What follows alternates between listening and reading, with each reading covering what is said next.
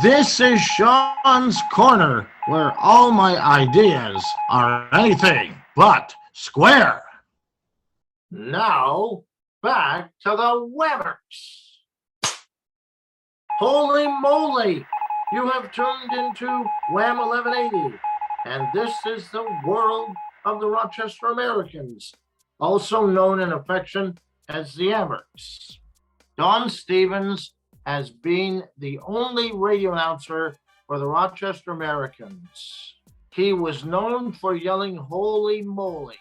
An interesting fact is, Don Cherry used to coach them starting in 1972 as well.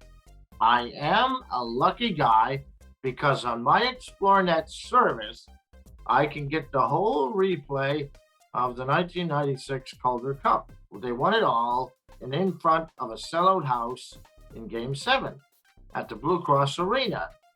This game was memorable to me because there were also people in costume like Abe Lincoln and face painting for the kids. What a cool idea. The Rochester Americans are a team in the American Hockey League. They are known for winning 6 Calder Cups in their lifetime, but also losing 10. The team represents Rochester, New York, and playing out of the War Memorial at Blue Cross Arena. The team was founded in 1956. The Americans are a farm team affiliated with the Buffalo Sabres. Frank Selke and Conn Smythe of the Toronto Maple Leafs were awarded the franchise in 1956. The team also has a nickname called the Hammers. The jerseys of the team are patriotic, red, white, and blue, like the American flag. I wouldn't mind owning a vintage jersey of my own someday. The logo of the team is very patriotic as well, with the cursive word Americans written on it. I like the team because of all of the Calder Cups they have won, and the Hammers are a steady winning team as well. I used to listen to the games on the radio when they were on 1180 WHAM, but now they broadcast on 950 WROC, which gets blocked by 950 Detroit. It's an all-news channel, and that's boring to me. I would like to have the Hammers add another Calder Cup to their belts because they haven't won for a while. With players like wingers Jack Quinn and John Paterka and Michael Murch, centerman Sean Malone, and defenseman Oskari Laaksonen, they have a good chance of bringing it home. Let's do a deep dive into the Hammers statistics. Jack Quinn spent 1 year with the Rochester Americans before he was promoted to the Buffalo Sabres, then sent back down to the Hammers for further development. Currently in the 21-22 season, he has 11 goals and 13 assists through 17 games. His teammate, John Paterka, is smoking. He has 4 goals and 15 assists through 18 games. Somebody stomp him! Sean Malone is a fine broth of a bye with 7 goals and 11 assists in 18 games. Last but not least, we have defenseman Oskari Laaksonen from Finland. He has 1 goal, 12 assists in 16 penalty minutes in 17 games. He is one tough hombre. I am not going to mess with him. With players like these in the pipeline, the Hammers have a fighting chance to win it all. In closing, the Rochester Americans have won my heart as a Calder Cup winning team 6 times. Their jerseys are red, white, and blue, just like the Star Spangled Banner, and they are one of the most successful AHL hockey franchises in league history.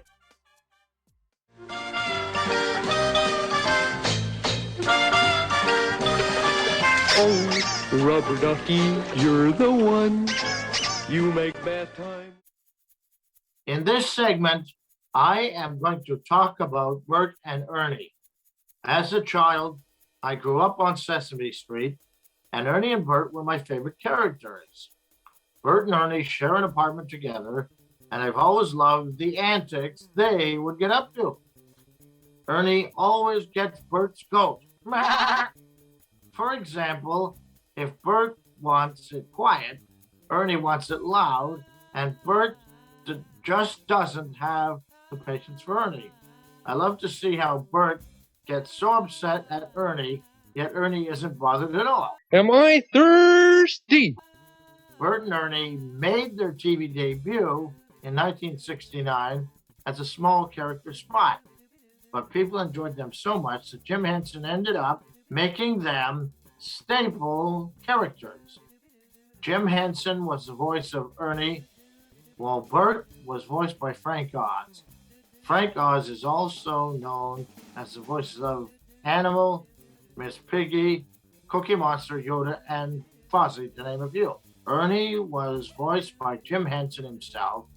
Jim also did the voices of Ralph, Waldorf, Dr. Teeth, and the Swedish Chef.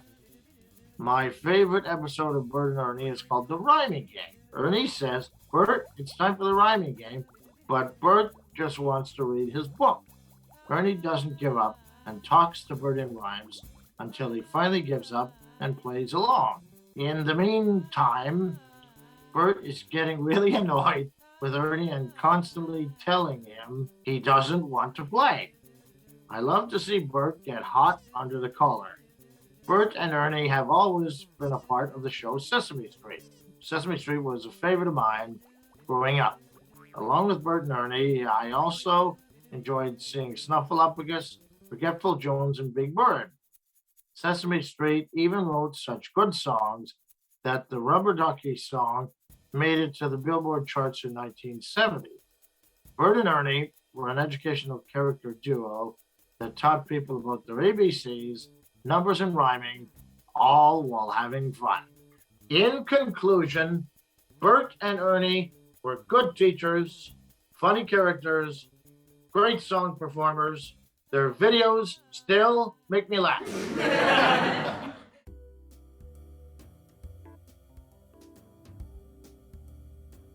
Why do golfers wear two pair of pants? In case they get a hole in one. Caddyshack movie is a real hot one, I tell you.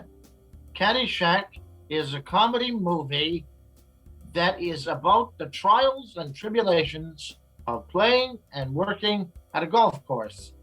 There are a lot of hijinks in this flick.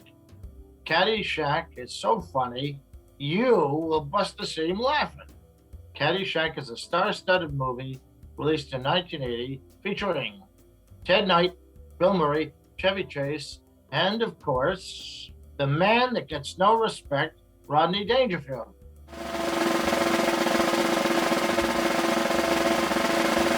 I get no respect. When I was a boy, my parents left me at the mall and never came looking for me. I like this movie for a few different reasons. The first is that I really enjoy the soundtrack. I like I'm All Right by Kenny Loggins and Any Way You Want It by Journey. I also really enjoy the over-the-top slapstick humor that reminds me of Roadrunner and Wile E. Coyote. Bill Murray tries to destroy a wisecracking dancing gopher and ends up blowing up the golf course to smithereens. Caddyshack has some of my favorite scenes, including the classic dropping a Baby Ruth chocolate bar in the pool. A duty! Another scene shows a man purposely cranking his radio on the green and disturb all the other golfers by blasting Any Way You Want It. It always makes me laugh really hard. I have fond memories of watching Caddyshack back in 2010. My two close friends came over and we watched the movie together and laughed up a storm. Ever since then, it's been one of my favorite movies. Fun, fantastic, fascinating facts. Let's go! Fact 1. Caddyshack was Rodney Dangerfield's first movie appearance. He thought he wasn't getting any respect because people were not allowed to laugh at him during live takes. Fact 2. According to the director Harold Ramis, Caddyshack was modeled as a Marx Brothers film with Dangerfield as Groucho, Bill Murray as Harpo, and Chevy Chase as Chico. Fact 3. The scene involving a Baby Ruth candy bar being thrown into the swimming pool was based on a real-life incident at Bill Murray's brother's high school. On the whole, get it? Caddyshack is a hilarious movie with lots of tomfoolery. I have many fond memories of watching it with friends and laughing the day away. I highly recommend it because it will give you a good belly laugh. GBF. GBF is awesome to me because of all the neat things you find in there. Holy guacamole! There's no end to the 45s. As the late great Mrs. Gump would say, GBF is like a box of chocolates. Never know what you're gonna get. I've been going to the GBF for about 10 years. I love going as often as I can with family members and Joe to have a new treasure hunt. My dad was always excited to find new DVDs. John's Connection. I have a few personal connections to the GBF. I have 4 good friends that have volunteered at the GBF for many years. It's always nice to see them when I go into the store. I also made a connection with a lady from Pathstone while I was walking around Livingston's hallways. GBF collects donations on their behalf to assist in helping people with mental health issues and awareness. They had 6 public speakers ranging in backgrounds from doctors, therapists, and even yoga practitioners from October to November of 2021. Topics covered: adolescent mental health, loneliness and isolation, mindfulness, addiction and recovery, and mental health within family, all for free. Also, my elementary teacher, Mrs. Barretto's husband, Mike Barretto, founded the GBF in 1965. His mission was to bring all the benevolent services in Grimsby under one roof, including access to food through the hamper program. After some expansion, the GBF was able to start selling furniture and clothing to the public. In 2010, they purchased the store that used to be Price Chopper and IGA on Elm Street, and were able to expand even more and offer even more rental items.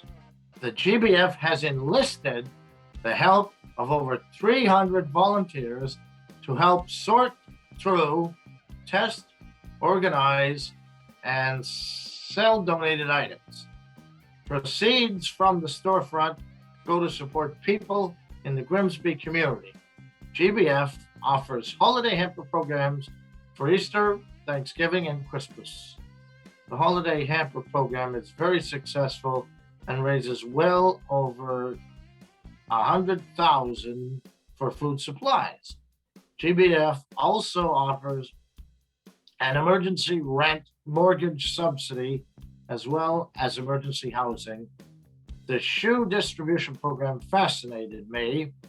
Every child gets a new pair of running shoes. How cool is that?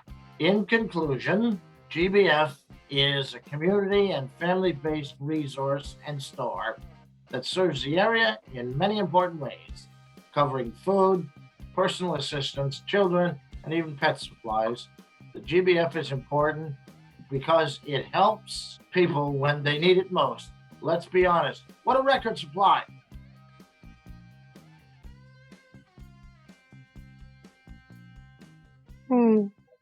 Boy, am I thirsty. Am I thirsty? Am I thirsty? Oh, Ernie, if you're so thirsty, why don't you just get up and get yourself a glass of water, huh?